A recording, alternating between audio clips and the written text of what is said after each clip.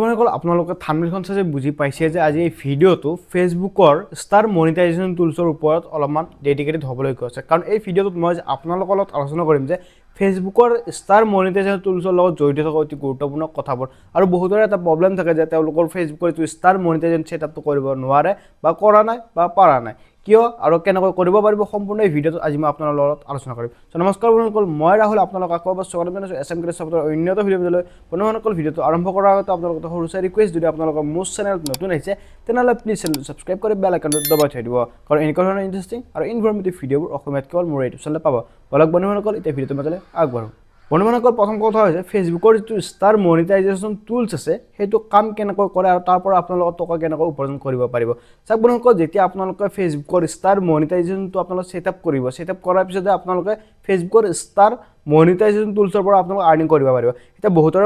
বহুতে এতিয়ালৈকে পৰা নাই যে ফেচবুকৰ যিটো ষ্টাৰ মনিটাইজেশ্যন আছে কেনেকৈ সেইটো ছেটআপ কৰিব লাগে যদি আপোনালোকে নাজানে তেনেহ'লে আপোনালোকক মই কৈ দিছোঁ প্ৰথমতে আপোনালোকৰ ষ্টাৰ মনিটাইজেশ্যন ছেটআপটো আপোনালোকে নকৰিব প্ৰথমতে আপোনালোকে কৰিব ফেচবুকৰ পে আউট একাউণ্ট যদি আপোনালোকে নাজানে ফেচবুকৰ পে আউট একাউণ্ট কেনেকৈ ছেটআপ কৰিব লাগে তেনেহ'লে এই ভিডিঅ'টোত আহি থকা আই বাটন ক্লিক কৰি এই ভিডিঅ'টো চালে আপোনালোকে গম পাব ফেচবুকৰ পে আউট একাউণ্ট সঠিকভাৱে কেনেকৈ আপোনালোকে ফিল আপ কৰিব লাগে এতিয়া আপোনালোকে ফেচবুকৰ পে আউট একাউণ্ট ছেটআপ কৰিব ছেটআপ কৰাৰ পিছত আপোনালোকে চিম্পলি যদি আপোনালোকৰ ফেচবুক একাউণ্টত ষ্টাৰ মনিটাইজেশ্যন ছেটআপ বুলি আহিছে চিম্পলি আপোনালোকে ছেটআপত ক্লিক কৰি দিব ছেটআপত ক্লিক কৰাৰ লগে লগে অলপমান টাইম ল'ব লোৱাৰ পিছত আপোনালোকৰ আগত চাইন ইন বুলি আহিব জাষ্ট চাইন ইনটো ক্লিক কৰিব আৰু অট'মেটিকলি আপোনালোকৰ পে আউট একাউণ্ট যিটো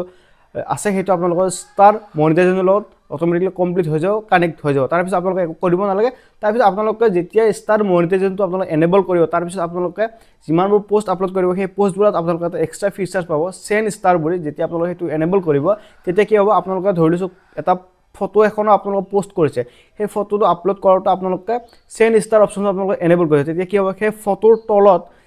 ষ্টাৰ গিফ্ট দিয়া এটা অপশ্যন আহিব য'ত আপোনালোকৰ ফলোৱাৰ্ছবিলাকে বা আপোনালোকৰ ফ্ৰেণ্ডছবিলাকে আপোনালোকে ষ্টাৰ দিব পাৰিব আৰু এটা ষ্টাৰৰ দাম আপোনালোকৰ 10 টকাৰ পৰা আপোনালোকৰ 200-300 লৈ গুচি যায় আপোনালোকে সেইমতে যদি মই 10 ধৰি লৈছোঁ মই ফেচবুকত এটা পোষ্ট আপলোড কৰিছোঁ আৰু সেই পোষ্টটোৰ তলত গিফ্ট ষ্টাৰ বুলি আছে আপুনি মোক ষ্টাৰ এটা গিফ্ট দিছে সেই ষ্টাৰটোৰ দাম আছিল 10 টকা আপোনালোকে যেতিয়া 10 টকাটো ক্লিক কৰি আপোনালোকে ষ্টাৰটো গিফ্ট দিব আপোনাৰ গুগল পে ফোন পে বা আপোনালোকৰ একাউণ্টৰ পৰা 10 টকা এটা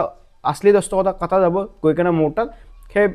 ফুল হিচাপে বা ষ্টাৰ হিচাপে মোৰ তাত আহি যাব এনেদৰে কাম কৰে ফেচবুকৰ ষ্টাৰ মনিটাইজেশ্যন ছেটআপ বহুতৰে এনেকুৱা হৈছে ফেচবুকৰ পে আউট একাউণ্ট ছেটআপ কৰা অপশ্যনটো অহা নাই কিন্তু আপোনালোকৰ ফেচবুকৰ ষ্টাৰ মনিটাইজেশ্যন ছেটআপ কৰা অপশ্যনটো আহিছে তেতিয়া কি কৰিব চিম্পলি আপোনালোকে ষ্টাৰ মনিটাইজেশ্যন ছেটআপটো আপোনালোকে ক্লিক কৰিব ক্লিক কৰি আপোনালোকে সেইবোৰে ষ্টেপ ফ'ল' কৰিব লাগিব যিবিলাক ষ্টেপ আপোনালোকে আপোনাৰ পে আউট একাউণ্ট ক্ৰিয়েট কৰোঁতে আপোনালোকে